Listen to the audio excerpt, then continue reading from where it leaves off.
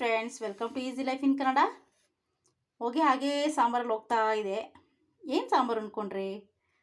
ಬೆಂಡೆಕಾಯಿ ಸಾಂಬಾರು. ನೋಡಿ, ಯಾರು ಬೆಂಡೆಕಾಯಿ ತಿನ್ನಲ್ಲ ಅಂತೀರಾ, ಈ ಥರ ಸಾಂಬಾರು ಒಂದು ಸರಿ ಟೇಸ್ಟ್ ಮಾಡ್ತು ಅಂದರೆ ಬೆಂಡೆಕಾಯಿ ಡೈಲಿ ಮಾಡ್ತೀರಾ.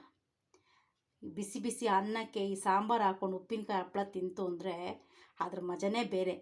ಆದ್ದರಿಂದ ಈ ರೆಸಿಪಿನ ಯಾವ ರೀತಿ ಮಾಡಿದೆ ಅಂತ ಈ ವಿಡಿಯೋನ ಕೊನೆವರೆಗೂ ನೋಡಿ ಫ್ರೆಂಡ್ಸ್. ಅದಕ್ಕೂ ಮೊದಲು ಮೊದಲನೇದಾಗಿ ನನ್ನ ಚಾನಲ್ ನೋಡ್ತಾ ಇದ್ದರೆ ಪ್ಲೀಸ್ ಸಬ್ಸ್ಕ್ರೈಬ್ ಮಾಡ್ಕೊಳ್ಳಿ ಫ್ರೆಂಡ್ಸ್, ಸಪೋರ್ಟ್ ಮಾಡಿ. ಈಗ ವಿಡಿಯೋ ಯಾವ ರೀತಿ ಇದೆ ಅಂತ ನೋಡೋಣ ಬನ್ನಿ. ನಾನಿವತ್ತು ಸಾಂಬಾರಿಗೋಸ್ಕರ ನೋಡಿಲಿ ಇಷ್ಟು ಬೇಳೆ ತೊಗೊಂಡು, ಈ ಕಪ್ನಲ್ಲಿ ಒಂದು ಮುಕ್ಕಾಲು ಕಪ್ಪು, ಆಲ್ಮೋಸ್ಟ್ ಒಂದು ಕಪ್ ಅಷ್ಟೇ ಇದೆ, ಇಷ್ಟು ತೊಗೊಂಡಿದ್ದೀನಿ. ಇದನ್ನ ಚೆನ್ನಾಗಿ ತೊಳೆದು ಇಟ್ಕೊಂಡಿದ್ದೀನಿ. ಇದನ್ನು ಈಗ ಒಂದು ಕುಕ್ಕರ್ಗೆ ಹಾಕ್ಕೊಂಡು ಸ್ವಲ್ಪ ನೀರು ಸೇರಿಸ್ಕೊಂಡು, ಎಷ್ಟು ಬೇಳೆ ಮುಳುಗೋಷ್ಟು ಮಾತ್ರ ನೀರು ಸೇರಿಸಿ, ಸ್ವಲ್ಪ ನೀರು ಹಾಕಿ, ಒಂದು ಸ್ವಲ್ಪ ಹಿಂಗು,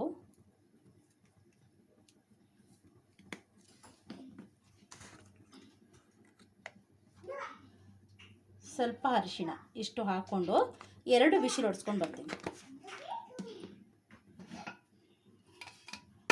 2 ವಿಷಲ್ ಹೊಡ್ಸ್ಕೊಂಡು ಬರ್ತೀನಿ, ಆಮೇಲೆ ನೋಡೋಣ. ಬೇಳೆ ಬೆಂದಿದೆ. ಇವಾಗ ಮಸಾಲೆಗೆ ಫ್ರೈ ಮಾಡ್ಕೊಳ್ಳೋಣ. ಈಗ ನಾನು ಒಂದು ತವಾ ಕಾಯಕ್ಕಿಟ್ಟಿದ್ದೀನಿ, ಸ್ವಲ್ಪ ಬಿಸಿ ಆಗಲಿ. ಇವಾಗ 1.5 ಸ್ಪೂನಷ್ಟು ನಾನು ಧನಿಯಾನ ಹಾಕ್ಕೊಂಡಿದ್ದೀನಿ. 1.5 ಸ್ಪೂನು, ಅದು ಬಂದು ನಾನು ಈ ಸ್ಪೂನಲ್ಲಿ ಹಾಕಿದ್ದೀನಿ. 1.5 ಟೀ ಸ್ಪೂನಷ್ಟು ಧನಿಯಾ ಹಾಕಿದ್ದೀನಿ.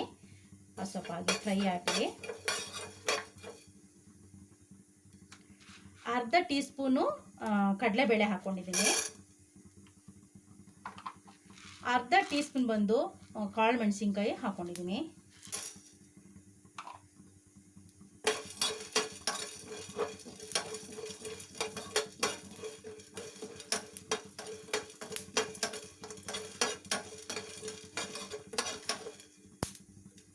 ಅರ್ಧ ಟೀ ಸ್ಪೂನ್ ಬಂದು ಉದ್ದು ಹಾಕ್ಕೊಂಡಿದ್ದೀನಿ. ಅರ್ಧ ಟೀ ಸ್ಪೂನ್ ಬಂದು ಜೀರಿಗೆ ಹಾಕ್ಕೊಂಡಿದ್ದೀನಿ. ಇಷ್ಟನ್ನು ಫ್ರೈ ಮಾಡ್ಕೊಳ್ಳೋಣ.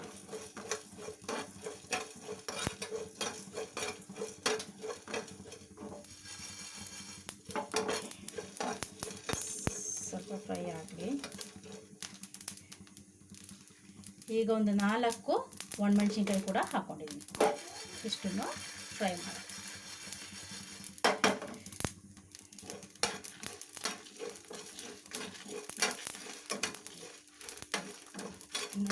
ಫ್ರೈ ಆಗಿದೆ. ಇವಾಗ ಮೆಣಸಿನ್ಕಾಯಿ ತವದ ಬಿಸಿಗೆ ಅದು ಫ್ರೈ ಆಗಿಬಿಡುತ್ತೆ. ಇವಾಗ ಸಾಕಿದೆ. ನಾನಿಲ್ಲಿ ಇಷ್ಟು ಬೆಂಡೆಕಾಯಿ ನೋಡಿ ಈ ಥರ ಕಟ್ ಮಾಡಿ ಇಟ್ಕೊಂಡಿದ್ದೀನಿ. ಇದನ್ನೊಂದು ತವಾಗ ಹಾಕ್ಕೊಂಡಿದ್ದೀನಿ. ಈಗ ಸ್ಟವ್ ಹಚ್ಕೊಂಡು ಅದನ್ನು ಸ್ವಲ್ಪ ಫ್ರೈ ಮಾಡೋಣ. ಒಂದು ಸ್ವಲ್ಪ ಲೋ ಫ್ಲೇಮ್ನಲ್ಲೇ ಇಟ್ಕೊಳ್ಳಿ. 1 ಸ್ಪೂನು ಎಣ್ಣೆ ಅಷ್ಟು ಹಾಕ್ಕೊಂಡು ಹಿಂಗೆ ಅದನ್ನು ಫ್ರೈ ಮಾಡ್ಕೊಂಡ್ಬರೋಣ. ಎಷ್ಟಿದೆ ಅಂತ ಲೋ ಫ್ಲೇಮಲ್ಲಿ 1-2 ನಿಮಿಷ ಫ್ರೈ ಆದರೆ ಸಾಕು, ಚೆನ್ನಾಗಿ ಫ್ರೈ ಆಗುತ್ತೆ. ಇದನ್ನು ಫ್ರೈ ಮಾಡ್ಕೊಂಡು ಬರ್ತೀನಿ.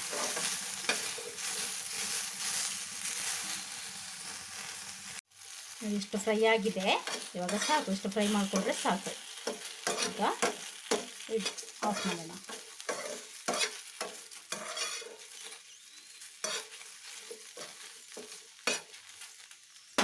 ಆಫ್ ಮಾಡ್ತಾ ಇದ್ದೀನಿ. ಏನು ಮಸಾಲೆ ಹುರ್ಕೊಂಡಿದ್ದೆ ಅದನ್ನು ನಾನು ಈ ಥರ ಪೌಡರ್ ಮಾಡ್ಕೊಂಡಿದ್ದೀನಿ.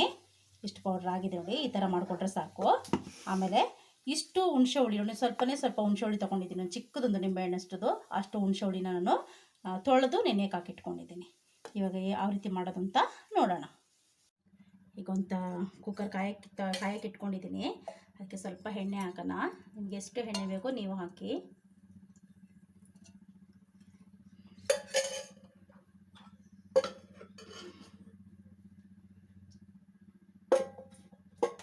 ಬಿಸಿ ಆಗಿದ್ಮೇಲೆ ಒಂದು ಅರ್ಧ ಟೀ ಸ್ಪೂನ್ ಸಾಸಿವೆ ತಗೊಂಡಿದ್ದೀನಿ. ಅದನ್ನು ಇದರಲ್ಲಿ ಹಾಕ್ತಾ ಇದ್ದೀನಿ.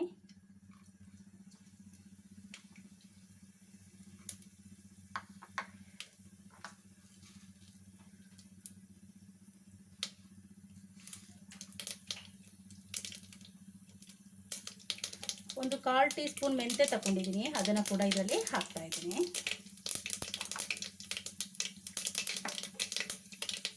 ಒಂದು 4 ಜಜ್ಜಿದ ಬೆಳ್ಳುಳ್ಳಿ ತಗೊಂಡಿದ್ದೆ, ಅದನ್ನು ಕೂಡ ನಾನು ಇದರಲ್ಲಿ ಹಾಕ್ತಾಯಿದ್ದೀನಿ.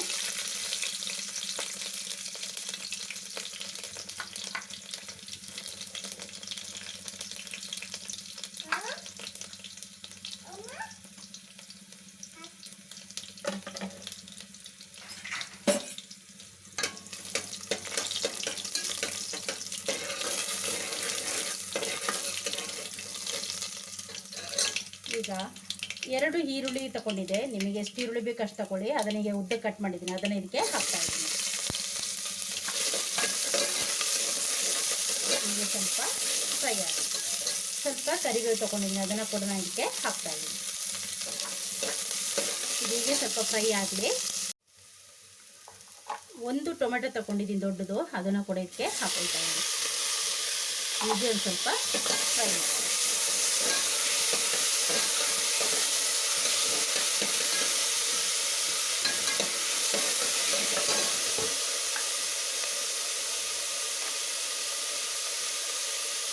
ರುಚಿಗೆ ತಕ್ಕ ಉಪ್ಪನ್ನ ಹಾಕೊಳ್ಳಿ.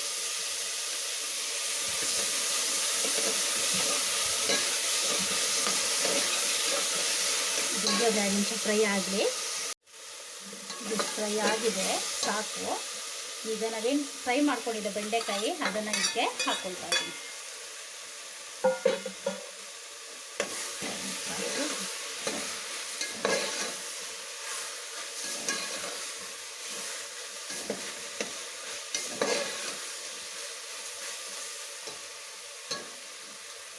ಸ್ವಲ್ಪ ನೀರು ಹಾಕಿ, ಜಾಸ್ತಿ ಬೇಡ, ಸ್ವಲ್ಪ ಹಾಕಿ ಒಂದು 4 ನಿಮಿಷ ಹೀಗೆ ಬೇಯಲಿ.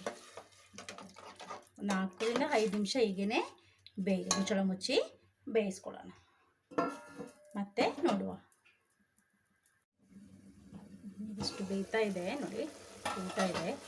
ಈಗ ನಾವೇನು ಹುಣಸೆ ಹುಳಿ ರಸ ಮಾಡ್ಕೊಂಡಿದ್ದೋ ಅದನ್ನು ರಸನೆಲ್ಲ ತೆಗೆದಿಟ್ಕೊಂಡು ಜ್ಯೂಸ್ ಮಾಡಿ ತೆಗೆದಿಟ್ಕೊಂಡಿದ್ದೀನಿ, ಅದನ್ನು ಇದಕ್ಕೆ ಹಾಕ್ತಾಯಿದ್ದೀನಿ. ನೀಟಾಗಿ ಅದನ್ನು ಕ್ಲೀನ್ ಮಾಡಿ ಇಟ್ಕೊಂಡಿದ್ದೀನಿ.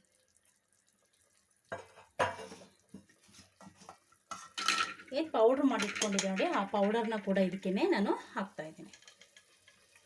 ಅಷ್ಟೂ ಹಾಕ್ತಾಯಿದ್ದೀನಿ ಎಲ್ಲ.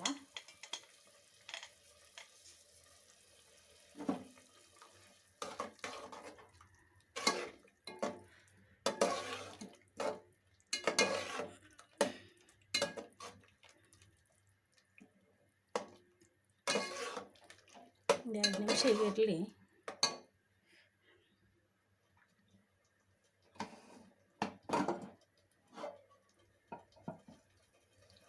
ಬೇಳೆನ ಏನು ಬೇಯಿಸ್ಕೊಂಡು ನಾನು ಸ್ಮ್ಯಾಶ್ ಮಾಡಿ ಇಟ್ಕೊಂಡಿದ್ದೀನಿ, ಅದನ್ನು ಕೂಡ ನಾನು ಇದಕ್ಕೆ ಹಾಕ್ತಾಯಿದ್ದೀನಿ.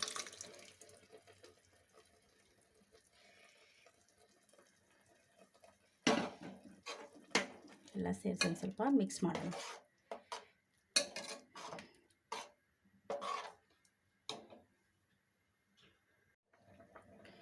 ನಿಮಗೆ ನೀರು ನೋಡ್ಕೊಳ್ಳಿ, ಎಷ್ಟು ನೀರು ಬೇಕು ಅಂತ. ಸ್ವಲ್ಪ ನೀರು ನಾನು ಹಾಕ್ತಾಯಿದ್ದೀನಿ. ಎಷ್ಟು ನೀರು ಬೇಕೋ ಅಷ್ಟು ನೋಡಿಕೊಂಡು, ಉಪ್ಪು ಎಲ್ಲ ಇವಾಗಲೇ ನೋಡ್ಕೊಂಡಿರಿ ಎಷ್ಟು ಬೇಕು ಅಂತ.